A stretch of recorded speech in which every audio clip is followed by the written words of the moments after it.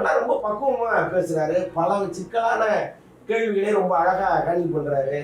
அஜித்தை பற்றியோ விஜய் பற்றியோ பேசும்பொழுது அந்த படம் நல்லா இல்லை, நான் என்ன சரி பண்ணிக்கிறேன்னு ஓப்பனாக சொல்கிறார். அவ்வளோ பெரிய டைரக்டர். ஏன் அந்த பக்குவம் உங்களுக்கு வரமாட்டேங்குது? அந்த படத்துல ஏதோ ஒரு என்டர்டைன்மெண்ட் இருக்கும்னு பார்க்க வரேன். விடுதலை ஒன்றை ரசிச்சவங்க ஏன் ரெண்டை ரசிக்க மாட்டாங்க?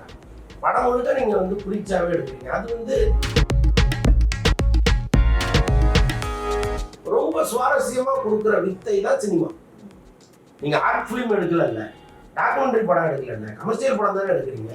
அப்ப கமர்ஷியலுக்கு என்ன தேவையோ அதை கொஞ்சம் வச்சுட்டு உங்க கருத்தை ஸ்ட்ராங்கா சொல்லுங்களேன். இல்லைங்க, இப்போ எல்லாருமே ஜெயிக்கணும்னு தாங்க ஓடிட்டு இருக்காங்க. எல்லாருக்குமே அந்த ஆசை இருக்கு. சூர்யா வந்து உழைக்கலையா, அஜித் உழைக்கலையா, விஜய் உழைக்கலையா, அல்லது நேற்று வந்த ஒரு ஹீரோ வந்து ஜெயிக்கணும்னு போராடினா?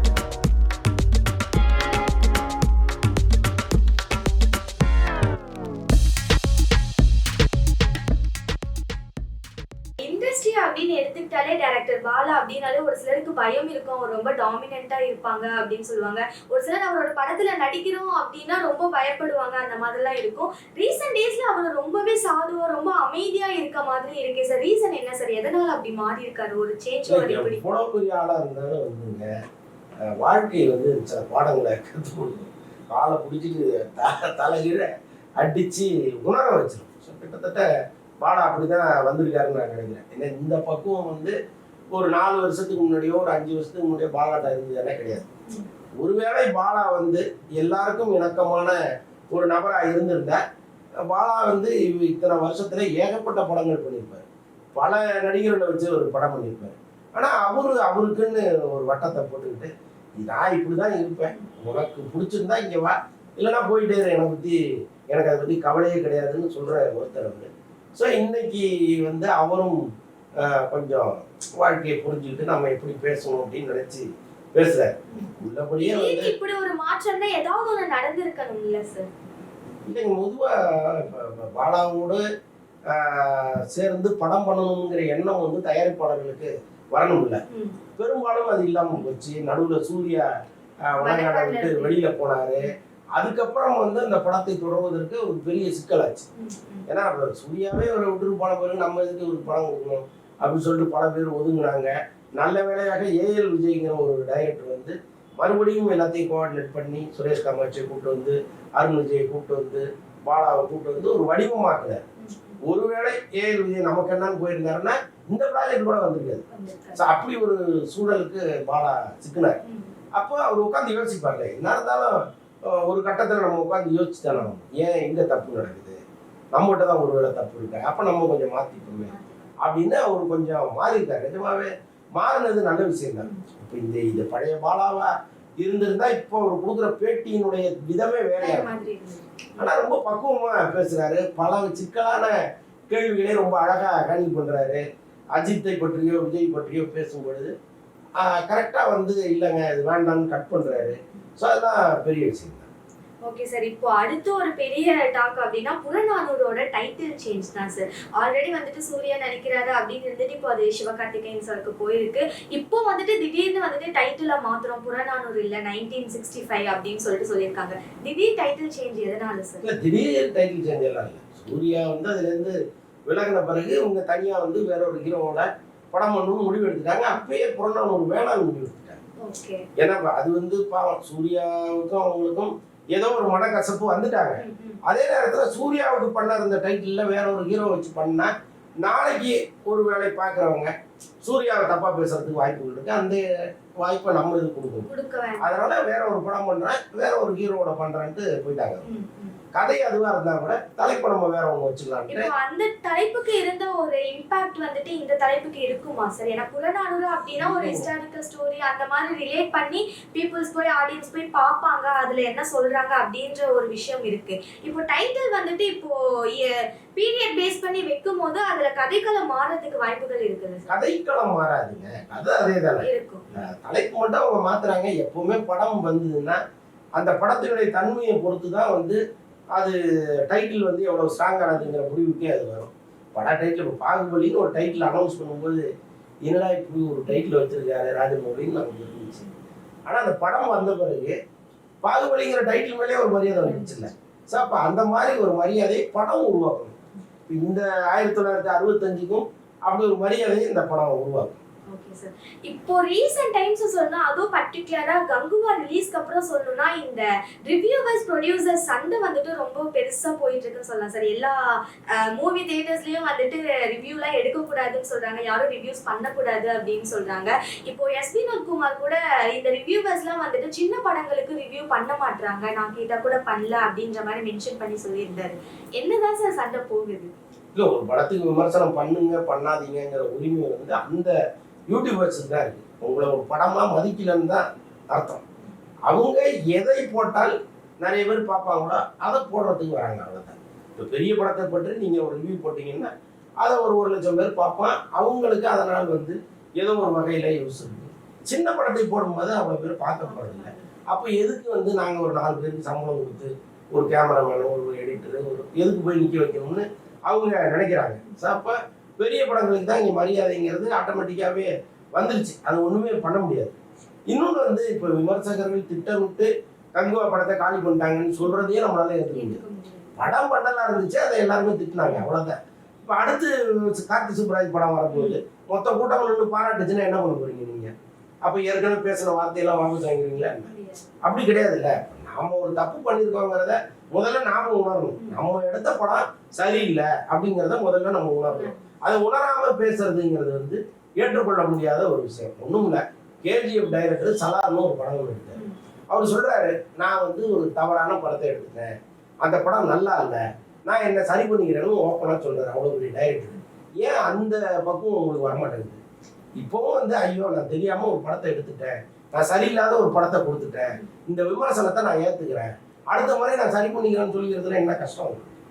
நான் தான் நல்ல படம் எடுத்திருக்கேன், பார்க்குறவனுக்கு தான் அறிவு இல்லை அப்படின்னு தொடர்ந்து சொல்லிட்டு இருந்தீங்கன்னா யாரை ஏமாத்துச்சு? அது ரொம்ப தவறான வாதம். இந்த ஏதோ ரவுண்ட் டேபிள்னு உட்காந்து பேசிட்டு இருக்காங்க, அதில் பேசுனதுல பாதி வந்து ஏற்றுக்கொள்ள முடியாத ஒரு வாதமாக இருக்கு. அதில் தான் இதை பற்றிலாம் பேசுகிறாங்க. ஆமா சார். இப்போ நீங்க சொன்ன மாதிரி இப்போ படங்கள் வந்துட்டு அந்த அளவுக்கு இல்லாத ஏற்றுக்கொள்ள படம் மாதிரி இல்ல அப்படின்னு சொல்லியிருந்தீங்க சார். இப்போ ரிலீஸ் ஆன விடுதலை 2 வந்துட்டு ஒரு நல்ல ரீச் கொடுக்க வேண்டிய படம், பட் அந்த அளவுக்கு ரீச் ஆகல. இதை எப்படி எடுத்துக்கிறது சார்? இது ஆடியன்ஸோட புரிதல் வந்துட்டு அந்த படத்தை பத்தி இல்லைன்னு எடுத்துக்கவா? என்டர்டைனிங் வேணும், படம் பார்க்க எதுக்கு வரேன்? அந்த படத்துல ஏதோ ஒரு என்டர்டைன்மெண்ட் இருக்கும்னு பார்க்க வரேன். இப்போ விடுதலை 1 ரசிச்சவங்க ஏன் 2 ரசிக்க மாட்டாங்க?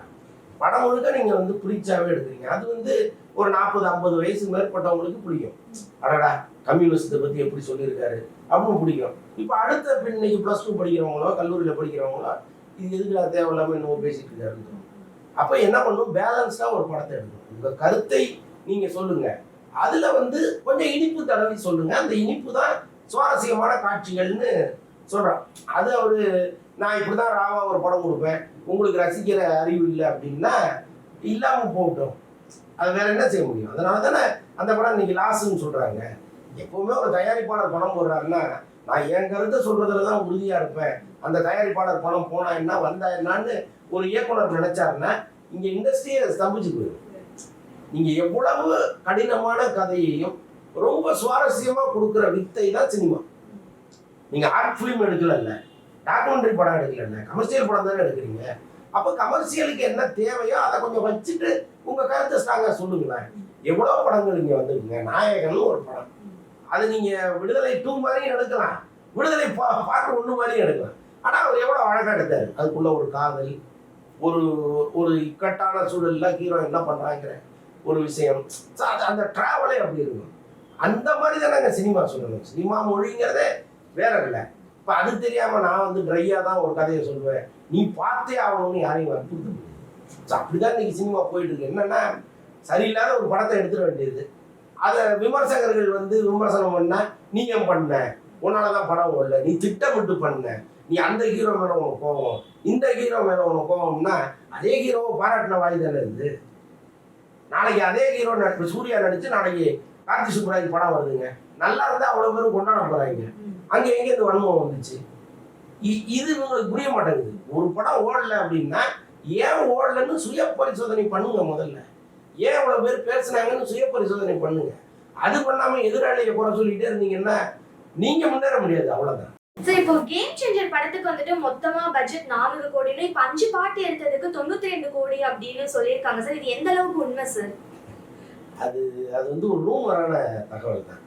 ஆக்சுவலா அப்படி கிடையாது. படத்துல வந்து 7 பாட்டு, அதுல 6 பாட்டு தான் ஷூட் பண்ணியிருக்காங்க.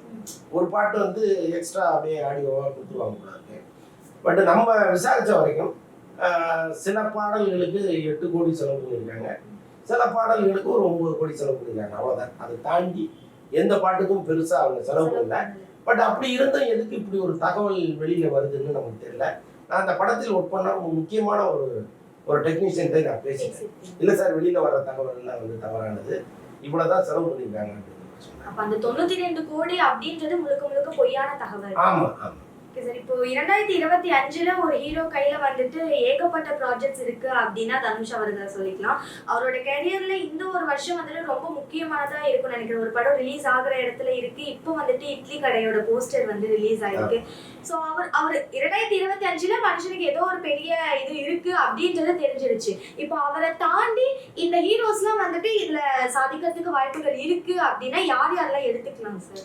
இல்லைங்க, எல்லாருமே ஜெயிக்கணும்னு தாங்க ஓடிட்டு இருக்காங்க. எல்லாருக்குமே அந்த ஆசை இருக்கு. சூர்யா வந்து உழைக்கலையா, அஜித் உழைக்கலையா, விஜய் உழைக்கலையா, அல்லது நேற்று வந்த ஒரு ஹீரோ வந்து ஜெயிக்கணும்னு போராடலையா? எல்லாரும் போராடிட்டு தான் இருக்காங்க. ஆனால் மக்கள் வந்து அவங்களை எந்த இடத்துல வச்சிருக்காங்க, யாரை ரசிக்கிறாங்கிறது ஒன்று இருக்கு. தனுஷ் வந்து ஏதோ ஒரே நாளில் இந்த இடத்த வந்து பிடிச்சிடல. அவரு அவ்வளவு போராடி உருண்டு புரண்டு அவரை அதுக்காக உருவாக்கி இன்னைக்கு தனுஷால ஒரு கல்லூரி மாணவனா நடிக்க முடியும், ஒரு அப்பாவா நடிக்க முடியும், ஒரு தாத்தாவா நடிக்க முடியும். ஒரே ஆளு எப்படி 3 விதமா நம்மளை ரசிக்க வைக்கிறா, நம்ம ஏத்துக்க முடியுது. இது வேற ஹீரோ பண்ணா நம்மளால முடியுதா? அப்போ அவர் அதுக்காக ஹார்ட் ஒர்க் பண்றாரு. அந்த மாதிரி ஒவ்வொருத்தரும் இங்க ஹார்ட் ஒர்க் பண்றாங்களா? ஸ்கிரிப்ட் நாலேஜ் இருக்கா? அவர் வந்து நிறைய படிக்கிறார். திடீர்னு வந்துடாது. அவர் வந்து ஒரு புக் ஃபேர் வந்ததுன்னா ஒரு 50,000 60,000 புத்தகத்தை வாங்கி வச்சுட்டு ஓய்வு நேரத்தில் படிச்சுட்டே இருக்காரு. அந்த அறிவு அவருக்கு வேலை செய்ய வைக்கிது. ஒரு காட்சின்னா இப்படிதான் இருக்கணும், அதை இப்படிதான் வந்து நம்ம கன்சிடர் பண்ணணும், இவ்வளவும் அவருக்கு தெரியுது. அதனால இந்த உயரத்தை நோக்கி அவர் போயிட்டு இருக்காரு. மற்றவர்களுக்கு அது வந்தா சந்தோஷம் தான். ஓகே சார், இவ்வளவு நேரம் சினிமா சார்ந்த பல தகவல்களை எங்களோட பரிமாறிக் கொண்டிருக்கிறது ரொம்ப நன்றி சார்.